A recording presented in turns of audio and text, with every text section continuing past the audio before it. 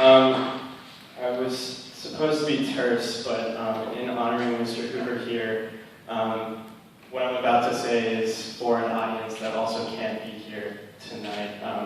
A lot of us who graduated from the American Embassy School upon graduating, since we come from all different walks of life, we go to different parts of the world, and goodbye typically means goodbye forever. So what we're doing is filming this, and we're going to send it to all of Mr. Hoover's former students that we both know. That's young Jake, by the way. He's a former student. He was in my bio class with Mr. Hoover.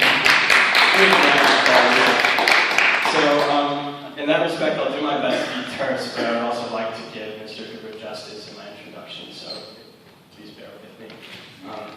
I'm also really out of my element because I'm recovering from a fever, and I'm also in nice clothing, and like following Mr. Hoover's footsteps, this is my impending postgraduate dirty hippie phase, as you can tell with the presentation. So, and Beth Benedicts can also tell you that I did my thesis defense barefoot, which was a lot of fun. That's just an example of that. So yeah, let's get started. The last thing David Hoover, that's weird. I've never called him David before. The last thing David Hoover told our higher level international baccalaureate biology class was to lie in our school's soccer field, soak up the Indian sun, and reflect on all we had done together one last time before we had to say goodbye to New Delhi. And for most of us, that meant forever. And also, a lot of this is from my letter, so it might be a little repetitive, so I apologize for that as well. As an American teacher in an international school in New Delhi, Mr. Hoover had come to learn that saying goodbye usually meant farewell for good. The advice he gave us during our final moments together was exactly what we needed to hear, and reflected an ongoing lesson that was never verbally articulated, but at this final moment became very apparent. Mr. Hoover oftentimes had us leave the confinement of four white walls of the classroom to observe the given process or mechanism we just learned in the classroom unfold in the environment. In doing so, he made education a journey, again, repetitive, sorry, a journey that transcended the classroom, PowerPoint presentations, and tests. You guys have heard that word.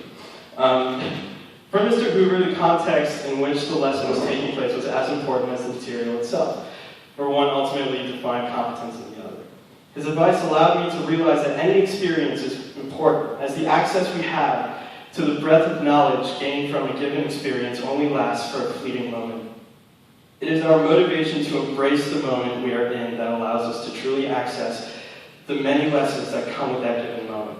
Through his teaching method, Mr. Hoover made me realize the importance of blending the personal with the theoretical, the emotional and the empirical, and academics with activism. The third culture kid, which is what we are, is a rare breed. With parents who work for transnational corporations, multilateral agencies such as the United Nations, the Foreign Service of many countries, etc., we grow up moving to entirely new societies every few years and learn in international schools where at any one moment we can be surrounded by individuals from all 6 continents. In a constant state of flux, we not only tolerate the cultures we are immersed in for the moment, but embrace their nuances and claim them as our own. In this sense, I like to think of myself as a South Korean, Indian, Dutch, American, born in Indianapolis to a Malaysian dancer and a Sri Lankan refugee.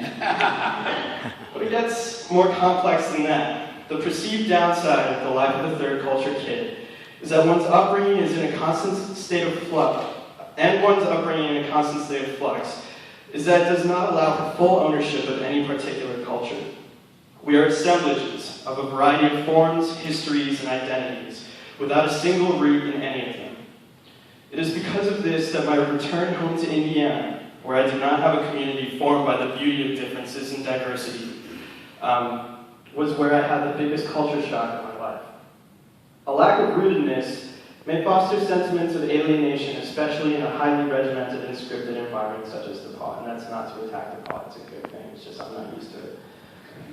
However, it was Mr. Hoover, as well as my English teacher, Marion Proud, who is Mr. Hoover's wife, and if I could nominate 2 people for this award, she would be the second, that allowed me to see my in-betweenness, or always existing in multiple worlds, as something to embrace and draw inspiration from.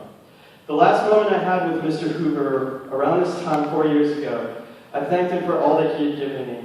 I told him that my grandfather was recently diagnosed with late-stage Alzheimer's disease, a possible genetic predisposition. And the thought of my mother losing her memory was no longer something I could leave outside the door when I entered the classroom. I told him that he gave me the courage to hold on to my emotions and channel them in my academic endeavors. I like to think I kept true to my word, as my personal in-betweenness and emphasis on experiences carried over to my education at DePaul. And this is a little repetitive too, where I studied biology, anthropology, philosophy, and more importantly, tried to understand how they come into dialogue with each other. It was this intellectual dialogue that brought me to where I am now, soon embarking on a Fulbright research grant where I will be studying urban development and health in my mother's childhood community in Malaysia, and drawing inspiration from theory in architecture history, art history, urban studies, philosophy, geography, anthropology, sociology, disease ecology, science fiction, and maybe even some hip-hop music. Upon returning, I will be studying microbial disease epidemiology at Yale with a focus on urban epidemics and climate change, drawing knowledge from classes in the schools of forestry, law, public health, architecture, and medicine. I could not have achieved any of this had I not been a part of the vision and worldview to capitalize on my experiences at DePaul, both in and out of the classroom. Mr. Hoover, who may have taught life sciences, molecules, ecology, genes, and cellular mechanisms, was in reality speaking about life itself: experience, inspiration, passion, justice, and ethics. I would like to tell my peers and friends who are here today and moving on to different walks of life to follow by his example. Embrace a life of learning, and I don't apologize for repeating this. Embrace a life of learning not as a stepping stone to achieving employment or success or status, but as an ongoing process that informs one's passions, emotions, and actions, for it is these characteristics of the human condition that ultimately change the world. Thank you all, and thank you.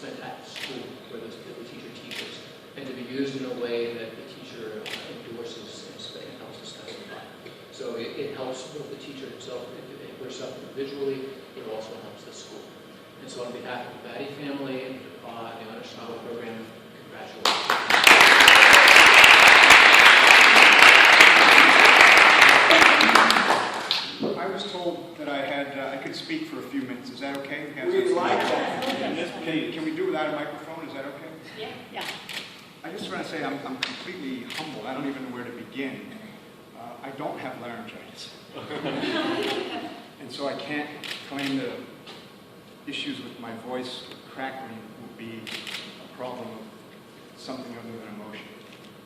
I just want to say that I'm completely impressed by the Honor Scholar Program and all of you guys should be proud of what we've done. Dr. Moore said that everyone here is proud of you and you should be proud of yourselves. It's fantastic. Okay. I just want to thank all of you for having me here tonight.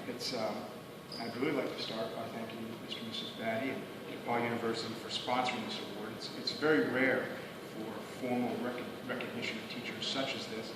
And there are really thousands and thousands of great teachers out there, and I'm just one of them. So what I'd like to be here tonight is I'd like to be a representative of all those teachers, including those that have been important in my life. Okay, so there are folks that have preceded me that I stand on their shoulders, and I want to remember them tonight as well, and I'll kind of circle back to that at the end. I've got to thank Kartik. I mean, there's a certain random sort of luck here that he just put my name forward. He took the time. Not all students do that. He happened to have come here to DePaul. So those two events together sort of put me just in a lucky spot. And it really only happens once in his life, if at all. And so I feel very, very lucky. I mean, really, when the nomination came through in December, that was incredibly meaningful to me. And I never anticipated that I'd actually be here tonight. But I was able to make a personal statement. That was enjoyable because I had a chance to reflect. Not something that's easy in today's busy world to look back on the arc of your life and connect the dots, so to speak. So really, I'm honored, flattered, thankful, humbled to be here tonight, to Mr. and Mrs. Batty, DePaul University, Dr. Moore, Amy Welsh, Peg Lemley, Kartik, all of you for bringing me here tonight. Now, I'm coming from New Delhi. You now know that. You probably know more about me than I anticipated you knowing, so there's to use Kartik's word, a little repetition here. I teach biology and environmental science, both, and I'll speak a little bit more about the environmental science and less about the bio, because I think that there's some apt things to say there with respect to environmental studies. We were together from 2007 to 2009. We were together for 2 full years in the IBHL bio program. It's a unique opportunity for us to get to know each other. We had a very close cohort of students. There were 20 of us. I can't fully explain the fondness that we had for each other, but there's really something about the personal chemistry of the classroom that's underrated in terms of the success of a classroom. And I would say that Kartik and Jik and the other 18, we just had a very nice personal chemistry together. We came to like each other a lot and respect each other a lot. It was 4 years ago. My wife and I have been teaching overseas now for 23 years.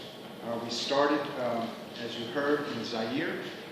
We moved from there to Bangkok, and then we landed in Delhi. We've been in Delhi a long time. Most people are a little surprised here. We've been there 18 years now. We've adopted 2 Indian girls there. They're now 10 and 12, so that explains a lot of our longevity. My oldest daughter's having a birthday tonight, so she wanted me to mention that.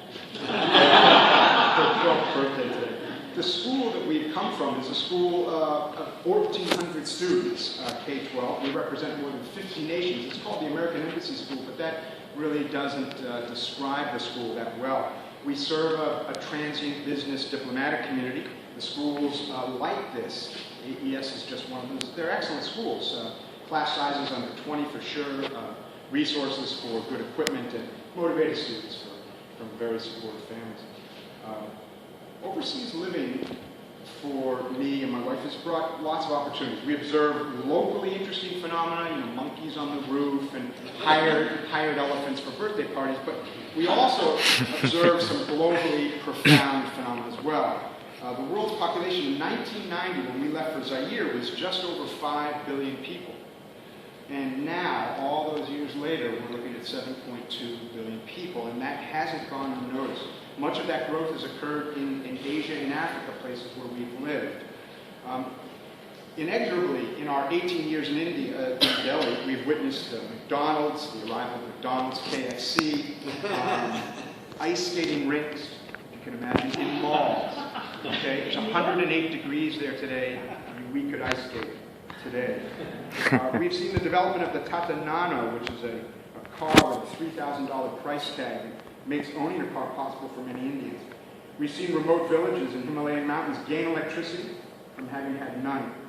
And recently, as you may have seen in the news, Indian women are demanding greater respect and protection as they take larger roles in public life. But then there's the environmental impact. India has 1.2 billion people. When we arrived in 1995, the Siberian crane, a beautiful white bird standing nearly 5 feet tall, was a regular winter migrant to northern India. The crane no longer reaches India. Okay, the Bengal tiger numbers in India have dropped from 2,000 to less than 1,400, and there are some that suspect that they're down to 700 animals. And that's happened in the last 40 years. The one-horned rhinoceros, you may not even be aware that India has a rhinoceros, but India does, has been targeted by poachers, and really just since Christmas, 17 animals were poached within a 2-month period. So the questions, and this is where I'd like to come back to some of the themes we've heard tonight, the questions around change in the world are very perplexing. Rising incomes in China, which is a real important demographic transition in China, fuel the demand for horn, ivory, and tiger bark. And this has a negative consequence in India and elsewhere in the world. Hydro projects in the Himalayas bring power to remote villages, and they reduce the demand for coal-fired energy. That's great, but they also irrevocably alter the landscape. The inexpensive Tata Nano is economically exciting, but it contributes to greenhouse gases. Tiger reserves in India attract tourists that help sustain the tiger zone preservation, but tourism in its own way degrades the environment. So, is it possible really to develop our societies without having development being tied to growth and more growth? And these are the kinds of questions, the kinds of issues that we need to be exploring with students in classrooms. Well, I feel fortunate. I feel fortunate to have seen the crane, the tiger, the rhino, the hydro projects, the Tata Nano. Fortunate, but I'm fortunate really more for the opportunity to teach students about the difficult questions that surround us. The world's an incredible place, and whether you're optimistic or pessimistic about the challenges that face us, teachers have an obligation to teach students about the complexities of our world. So let me bring this to a close by coming sort of full circle. Brief little story. Summer of 2012, 1 year ago, I had an opportunity to attend a ceremony honoring someone who taught me. A biology professor of mine was being honored as an undergraduate. I was a professor of mine when I was an undergraduate in upstate New York, and I had a chance to go to that ceremony. En route to Geneva, New York, I was able to visit my graduate school advisor in SUNY Binghamton. Kartik's nomination of me for this award is part of a chain. It's a chain that connects the lives of people over time. As I stand here tonight, I'm with Kartik. He's a generation younger, and I'm thinking about my former university professors who are a generation older. And so being here tonight gives me the chance to openly acknowledge the kinds of connections that so often go unspoken.